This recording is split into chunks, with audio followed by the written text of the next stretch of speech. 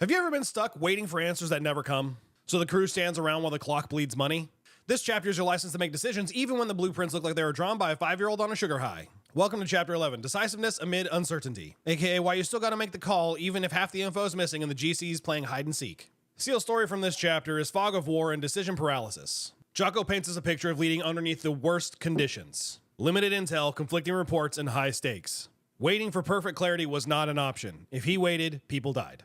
Jocko goes on to say, in the absence of certainty, make the best call you can with the information you've got, and I think that's wise advice. Leadership doesn't mean you always know exactly what to do. It means you make a call, you own it, and adjust if necessary. Because the battlefield and the job site don't wait. Core lessons from Chapter 11 is sometimes you've got to act before you're 100% sure.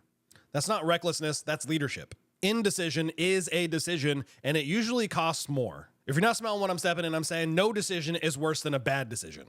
Waiting too long can stall the crew, delay the project, or worse, allow someone else to make the wrong decision for you. Leaders don't need all the answers, they just need the confidence to make a decision even if they're only 70% sure of their decision, and then have the humility to own it if something goes wrong. So here's an example that happens regularly. Someone forgot to order your switchgear for your project or whatever piece of material it is, and the lead time is quite long. Rather than sitting there stalling out, you pivot.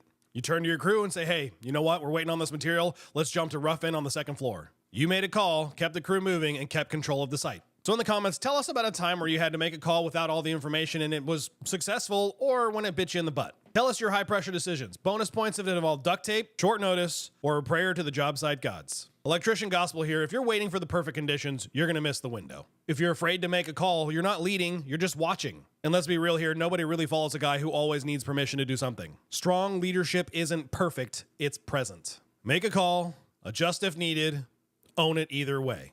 Because the crew isn't just waiting on answers, they're waiting on you. That's it for Chapter 11. Up next, we got Chapter 12, Discipline Equals Freedom. Yeah, I know that sounds like a paradox, but we're about to find out why the guy who's most locked in has the most flexibility on the job site, and why structure is your secret weapon in the chaos of construction. Like, comment your sketchiest I had to make a call story and tag that guy who overthinks like it's a side hustle. Chapter 12 is a mindset shift that turns stress into strategy.